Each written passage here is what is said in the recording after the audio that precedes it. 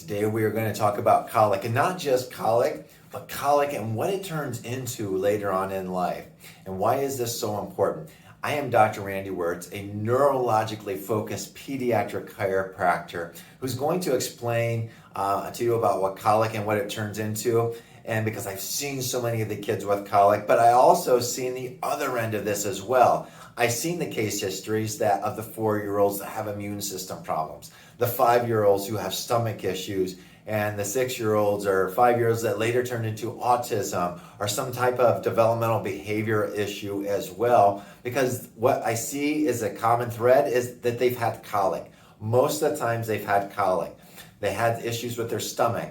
So what happens is a lot of times parents will say, they'll go into the doctor and they'll say, your child has colic. This is something that they're just going to have to grow out of. Well, it's not necessarily that they're going to grow out of it. They grow into something else.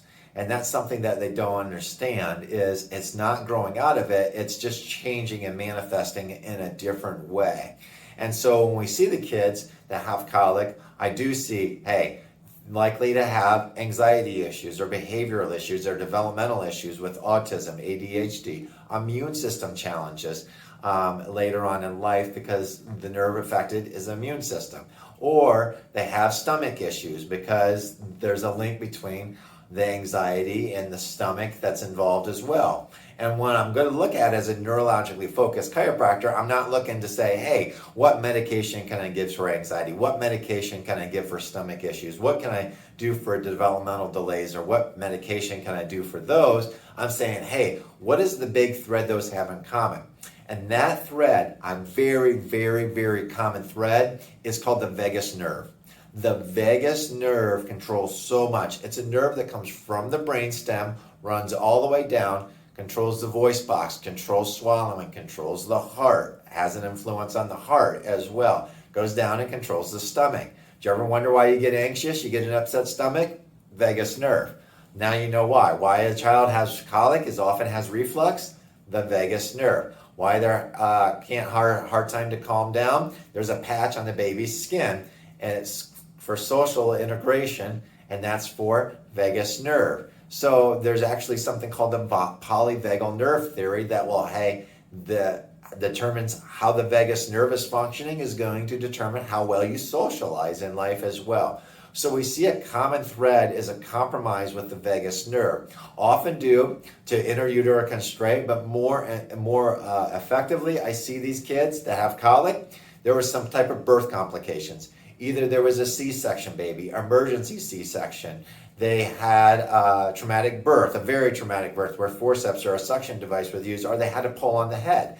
Likely, anytime you have a baby, you pull on her head, that's a big no-no. You never lift a baby by the head, but for some reason, it's perfectly acceptable during birth, but it compromises this nerve. So I want to urge you to look at this a different way.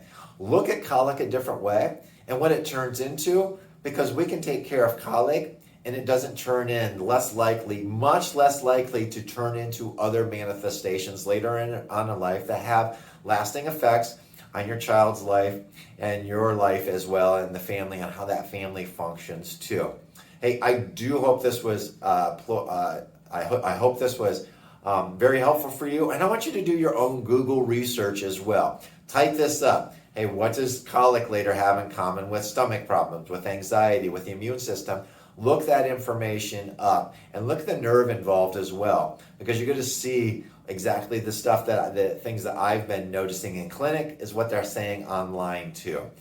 Hey, I invite you, if you do have any questions, I am here for you. I definitely want to help you and your family thrive. So please get in, make an appointment with us so we can help you end this nonsense of this endless struggle with colic. Or if you're the person on the other end, let's take care of those issues as well. I am Dr. Randy Wirtz, a neurologically focused pediatric and family chiropractor, because eventually parents want to get into. I'm willing to help your family not only to get by, but also thrive. Take care. Have a blessed day. Bye for now.